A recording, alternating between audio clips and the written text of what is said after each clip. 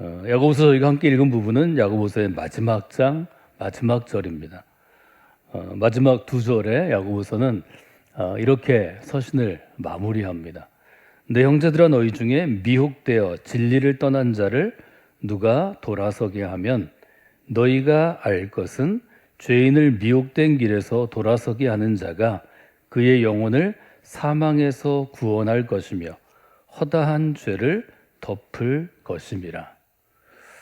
이 구절들을 여러분들이 마음 가운데 두시고 잘 생각해 보시면 좋을 것 같습니다.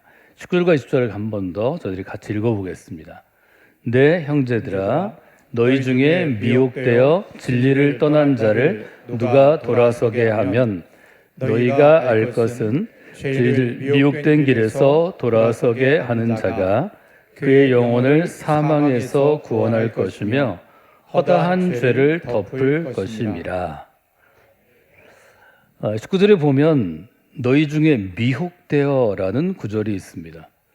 이 미혹하다, 미혹을 당하다 혹은 미혹되다 하는 단어의 뜻 중에서 성경에서 우리가 번역할 때 쓰는 뜻은 이 미혹되다는 것은 자기가 가던 길에서 옆길로 빗나가는 것을 의미합니다. 내가 걸어가는 길, 걸어가야 할 길이 있는데 그 길을 벗어나는 것입니다. 이탈하는 거죠. 또 바른 길을 걸어가다가 그 바른 길에서 옆길로 나아가는 것을 의미합니다. 이 단어는 성경으로 번역할 때 되게 많은 성경의 번역본들이 길을 잃어버리다 이런 번역을 씁니다. 미혹된다는 것은 길을 잃다 이런 뜻이 있다는 거죠. 우리가 길을 잃고 헤매이는 것을 방황한다 이렇게 표현하는데 그래서 방황하다 이런 뜻으로 쓰이기도 합니다. 그러니까 여기 너희 중에 미혹되었다는 것은 우리가 지난주에 야고보서 1장, 야고보서 첫 부분을 다룬 것처럼 우리가 어떤 시험을 당할 때 우리가 지금 걸어가고 있는 믿음의 길에서 벗어나는 때가 있습니다. 길을 가다가 설 때도 있습니다. 그 길에서 좀 그 길을 벗어나 방황하면서 내가 걸어가는 믿음의 길과는 다른 길을 걸어갈 때도 있습니다. 미혹되었다는 것은 말하자면 마땅히 그리스도인이 걸어가야 될 길을 걷지 못하고 그 길에서 벗어나 있다. 또 벗어나서 방황하고 있다. 헤매고 있다. 이렇게 여러분들이 생각해 보시면 좋을 것 같습니다. 미혹되어서 진리를 떠난 사람들이 교회 공동체에는 늘 있다 이렇게 봐야 하고 여러분이 믿음의 길을 걸어가실 때 이런 일이 우리의 삶 가운데 있을 수 있는 일이라는 것도 우리가 알아야 합니다.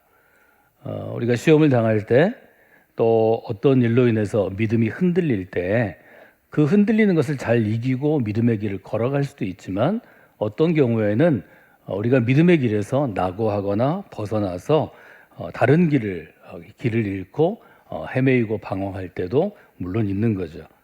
그래서 그리스도인이 마땅히 걸어가야 될 길이 있는데 미혹되어서 그 길에서 벗어났을 때 누군가는 벗어난 그 사람이 다시 바른 길로 돌아오게 해야 한다는 거죠.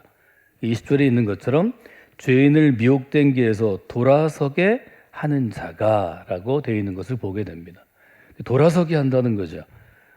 미혹되어서 진리를 떠난 사람, 마땅히 걸어야 될 진리의 길에서 벗어났을 때 누군가는 그를 돌아서게 해야 하는데 그 돌아서게 하는 역할을 하는 것이 바로 교회 공동체다 하는 것을 우리가 한 번 더 돌아볼 수 있겠습니다.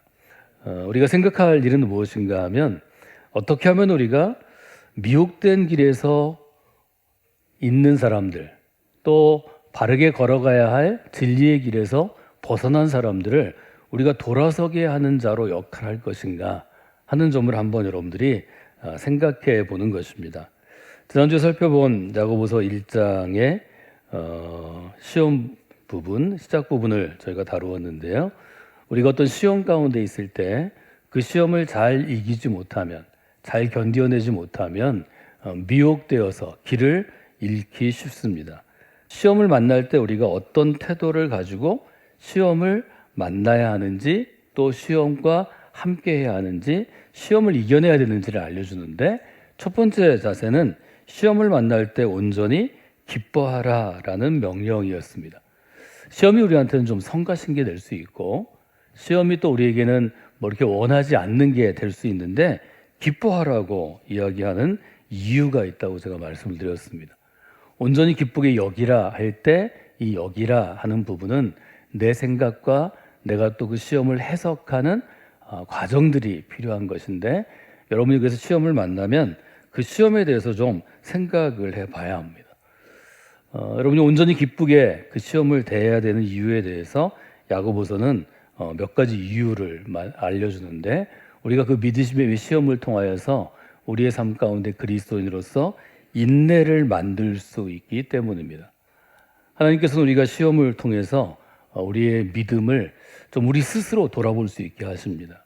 검증이라는 단어를 썼는데요, 우리가 은이나 금을 어떤 것이 순은이고 순금인지 알 수 있는 것처럼 나의 믿음의 어떤 부분이 더 순전한 믿음인지 온전한 믿음인지를 좀 검증할 수 있게 하십니다.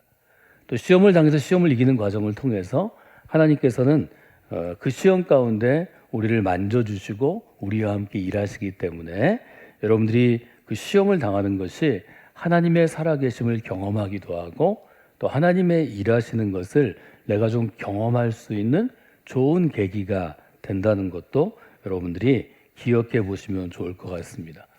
그래서 시험을 당할 때 우리의 태도는 첫 번째는 온전히 기뻐하는 것이고, 두 번째는 인내를 이루는 것이다. 이렇게 우리가 함께 나누어 보았습니다. 인내를 이룬다는 것은 신앙으로 목표하는 것을 끝까지 우리가 이루어가는 것입니다. 그래서 4절이 얘기하는 것처럼 우리가 온전하고 구비하고 조금도 부족함이 없는 사람으로 나아가도록 사실은 시험이 우리를 도와줄 수 있다는 거죠. 시험을 견디는 과정, 시험을 이기는 과정을 통해서 우리의 부족한 부분들이 조금 더 온전해지고, 또 구비됐다는 것은 무엇을 할 준비가 되다 그런 뜻이 있는데, 우리가 좀 더 믿음 있는 사람으로 일할 준비가 되고, 또 우리의 부족함들이 채워지는 그러한 경험들을 우리가 할 수 있다는 것을 여러분들이 기억해 보시면 좋을 것 같습니다. 우리가 이런 온전히 기쁘게 여기는 것, 또 인내를 온전히 이루는 것을 위해서 우리가 해야 될 일이 있는데, 무슨 일을 해야 되는가 하면 5절에 이렇게 되어 있습니다. 5절 같이 한번 읽어볼까요? 야고보서 1장 5절입니다. 너희 중에 누구든지 지혜가 부족하거든 모든 사람에게 후히 주시고 꾸짖지 아니하시는 하나님께 구하라. 그리하면 주시리라. 여러분들이 신앙생활을 하다가 내가 지금 시험을 만나고 있구나, 시험 가운데 있구나, 이렇게 느낄 때 첫 번째로 여러분이 붙잡으셔야 할 것은 무엇인가 하면 하나님께 구하는 것입니다. 내가 지금 시험 중에 있을 때, 내가 지금 시험 가운데 있을 때 여러분들이 해야 될 첫 번째 것은 하나님께 구하며 나아가는 것입니다. 그런데 무엇을 구하는가 하면 여기 지혜를 구하라 이렇게 되어 있는 것을 여러분이 기억하셔야 합니다. 시험을 당할 때 우리는 이 시험을 잘 이길 수 있는 되게 힘을 달라고 기도하죠. 저도 시험 가운데 있고 시험 중에 있다고 생각할 때는 시험을 이길 수 있는 능력을 구했는데요, 야고보서는 첫 번째로 구할 게 지혜라고 아주 분명하게 얘기합니다. 우리가 시험 중에 그 시험을 이겨낼 수 있는 가장 첫 번째 단계는 무엇인가 하면 하나님께 지혜를 구하는 것입니다. 지혜는 우리가 배우는 게 아니고 구하는 것이다. 지금 야고보서는 얘기합니다. 이건 뭘 얘기하냐면, 지혜가 우리가 학교에서 뭘 배우듯이, 우리가 책을 통해서 무엇을 배우듯이 나의 배움을 통해서 오는 것이 아니라는 점을 분명히 합니다. 성경이 말하는 지혜는 어떤 것인가 하면 구하는 것입니다. 구한다는 것은 그 지혜의 출처가, 지혜가 나오는 근본이 하나님께 있다는 것입니다. 성경이 말하는 지혜는 그 근원이, 지혜를 주시는 분이 하나님이시기 때문에 하나님으로부터 지혜를 구하는 것입니다. 이 점은 매우 중요하다 여러분이 볼 수 있습니다. 또 여기 5절에 보면 누구든지 지혜가 부족하거든 이렇게 되어 있습니다. 부족함이라는 거죠. 말하자면 사람으로서 우리는 지혜가 부족한 가운데 있다. 이 점을 보시면 좋을 것 같습니다. 시험에 대해서 좀 더 풀어서 얘기하면 우리가 제일 쉽게 생각할 수 있는 게 우리가 신앙생활 하면서 살아가는데 병으로부터 자유로울 수 없습니다. 여러분 중에 어떤 병 중에 지금 계신 분이 있고 또 병을 이겨내는 분이 있을 거고 앞으로도 또 어떤 아픈 것이나 병 중에 이제 가실 분들이 있습니다. 병이 있다는 것은 건강이 부족한 것을 의미하죠. 병은 무엇인가의 결핍으로부터 오는 것이라고 볼 수 있습니다. 이 아픈 것이 때로 큰 시험이 될 수 있습니다. 내가 신앙생활을 열심히 하는데 내가 아픈 것 혹은 내 주변에 가까운 가족이 아픈 것 때문에 내가 신앙생활을 하거나 어떤 사역을 할 때 큰 어려움을 겪을 수 있습니다. 누가 아프면 시간이 부족해지고 마음이 부족해지고 무엇보다 일을 할 수 있는 평강을 잃게 됩니다. 아픈 것이 우리에게 주는 어려움이고 이 건강의 시험은 우리가 아주 쉽게 알 수 있는 거죠. 우리가 어떤 시험 가운데 있다 이렇게 얘기할 때는 무엇에 결핍, 무엇에 부족함이 있을 때가 많습니다. 건강이 부족할 때가 있고 능력이 부족할 때도 있고 시간이 부족할 때도 있고 어떤 경제적인 면, 우리가 재정이 부족할 때가 있고 또 사람이 부족할 때가 있습니다. 우리는 굉장히 즉각적으로 부족하면 믿음 있는 사람이 하나님께 구하는데 부족한 것을 채워주시도록 우리가 기도합니다. 건강을 주시기를 원합니다. 또 시간 좀 주시면 좋겠습니다. 이 능력을 저한테 주시기를 원합니다. 또 재정을 허락해 주시기를 원합니다. 또 도울 사람을 보내주시기를 원합니다. 이것은 여러분들이 신앙생활을 하면서 기도 생활을 그래도 꾸준히 하시는 분들은 여러분의 기도의 내용을 기도노트에 분석해 보시면 아주 쉽게 알 수 있는 것입니다. 우리가 부족한 것을 구하는 것이 우리의 모습이고 우리는 어떤 일을 할 때 조건이 부족해서 내가 잘하지 못한다고 생각할 때가 아주 많이 있습니다. 근데 지금 야고보서는 우리에게 뭘 생각하게 하는가 하면 정말로 우리에게 부족한 것은 어떤 조건이 아니고 건강이든 재능이든 아니면 시간이든 어떤 능력이든 이런 조건이 아니고 하나님께서 주시는 지혜가 부족한 것이 문제라는 것을 아주 분명하게 알려줍니다.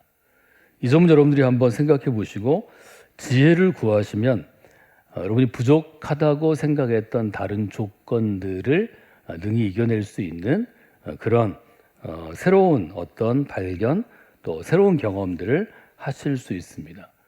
지혜는 아주 온전한 하나님의 뜻을 아는 것이고 하나님의 뜻을 아는 것 혹은 하나님의 마음을 아는 것 이것이 첫 번째 의미이고 두 번째는 분별할 수 있는 것입니다. 선하고 악한 것을 좀 분별할 수 있는 것입니다. 지혜로운 사람이 된다는 것은 하나님의 눈으로 내 주변의 모든 것들, 세상을 좀 보고 하나님의 때를 좀 기다릴 수 있고 좀 분별할 수 있는 능력을 임하는 것인데 야고보서는 이 점이 가장 중요하다고 지금 우리한테 알려주고 있습니다. 누군가를 미혹되어 길에서 떠난 사람을 돌아오게 하기 위해서 우리에게 제일 중요한 것은 우리에게 부족한 지혜를 하나님께 구하는 것이다 하는 것이 지금 첫 번째 야고보서가 우리에게 주는 일종의 해결책이다 하는 것을 여러분들이 돌아보시면 좋겠습니다. 이번 한 주 여러분들이 지내시면서 여러분들이 오늘부터는 기도의 제목을 하나님 제게 부족한 지혜를 주시기를 원합니다. 이렇게 좀 기도하시면 좋겠습니다. 여러분 겉모습만 가지고 우리의 모습들을 잘 판단할 수 없습니다. 그 사람이 처해 있는 상황, 그 사람이 살아가는 인생 가운데 중요한 것은 마음의 상태이고 마음의 상태에 가장 큰 영향을 주는 것은 영혼의 상태입니다. 그 사람의 영적인 상태입니다. 여러분 신앙생활을 신실하게 하시고 또 신앙생활의 유익함을 체험하는 제일 좋은 것은 여러분의 눈이 열려져서 하나님의 눈으로 여러분 주변에 있는 사람도 보고 여러분 자신도 보는 것입니다.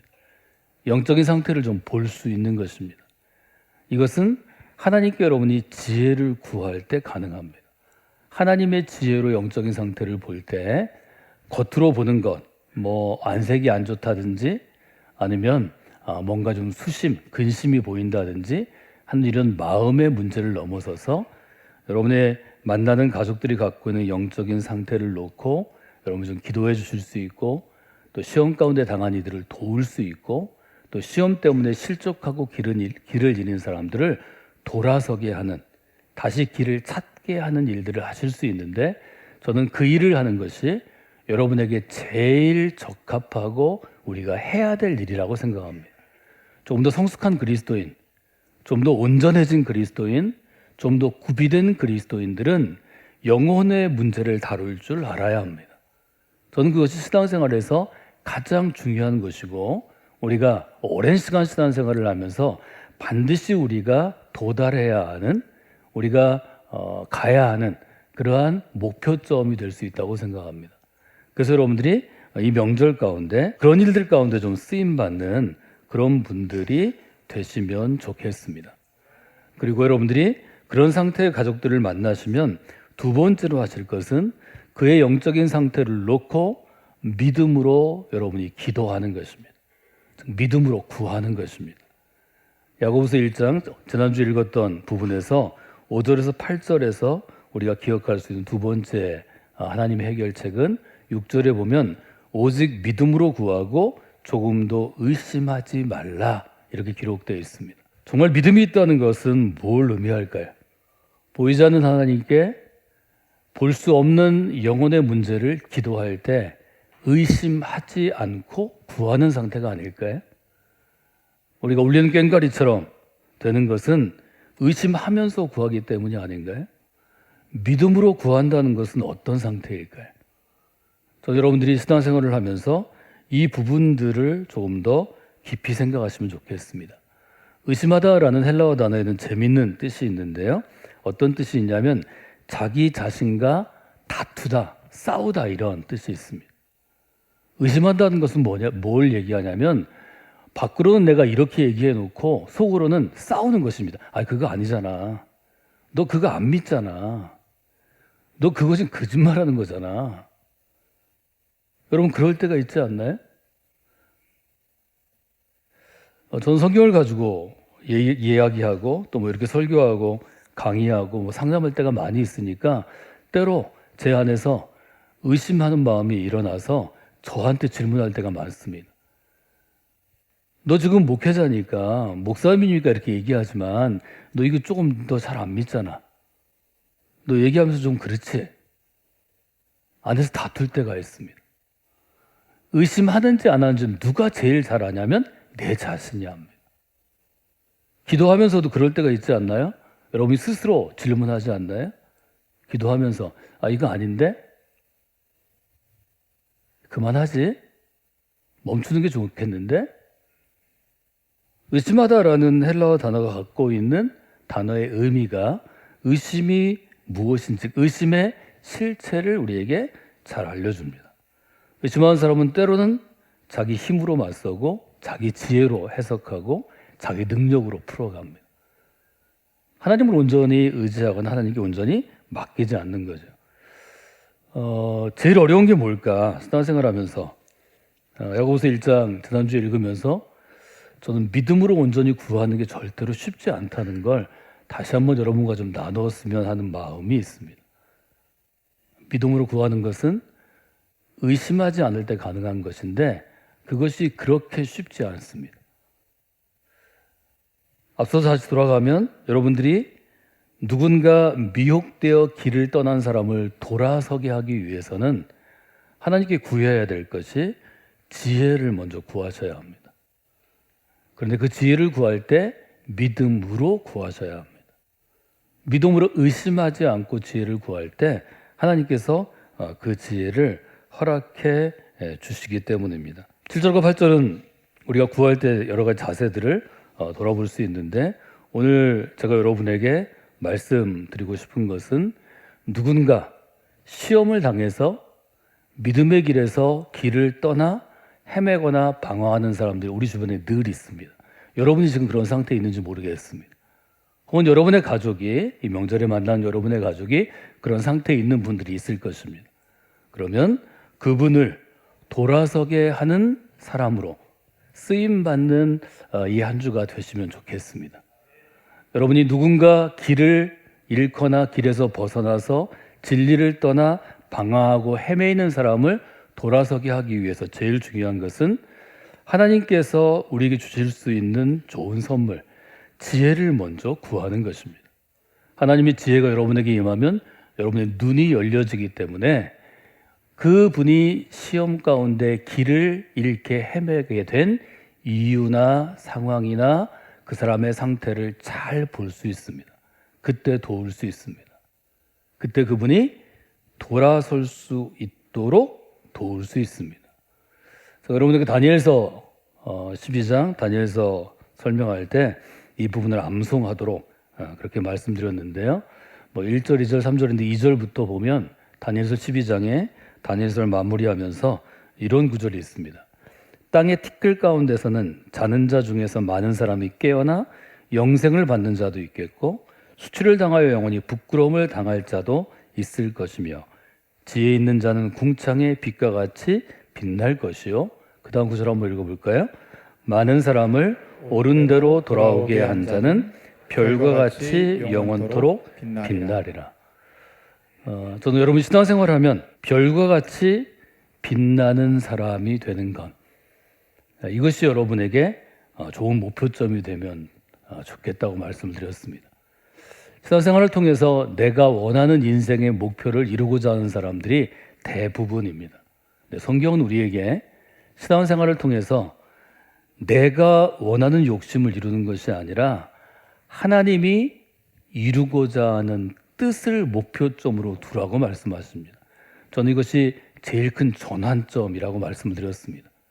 이 전환만 되면 여러분이 해야 할 일은, 여기는 많은 사람을, 다니엘과 같은 사람은 많은 사람을 옳은 대로 돌아오게 하겠지만 우리는 단 한 사람이라도, 혹은 우리 주변에 있는 몇 명의 가족들이라도 옳은 대로 돌아가기 하는 곳에 내 인생이 쓰임받기를 소망하고 결정하시고 하나님께 구하시면 그 일은 하실 수 있도록 하나님이 우리를 도우십니다. 이 명절을 맞이해서 여러분이 그렇게 기도하시면 좋겠습니다. 제게 허락하신 가족들은 옳은 대로 돌아오게 하는데 제가 쓰임받기를 원합니다. 여러분이 그렇게 신앙의 목표점을 아주 선명하고 분명하게 하시고 하나님께 내어놓으시면, 하나님께 맡기시면 하나님이 그 일 가운데 일하십니다. 하나님이 일하시는 그 하나님의 역사를 여러분이 체험하는 그런 명절이 되시기를 주님의 이름으로 축원해 드립니다.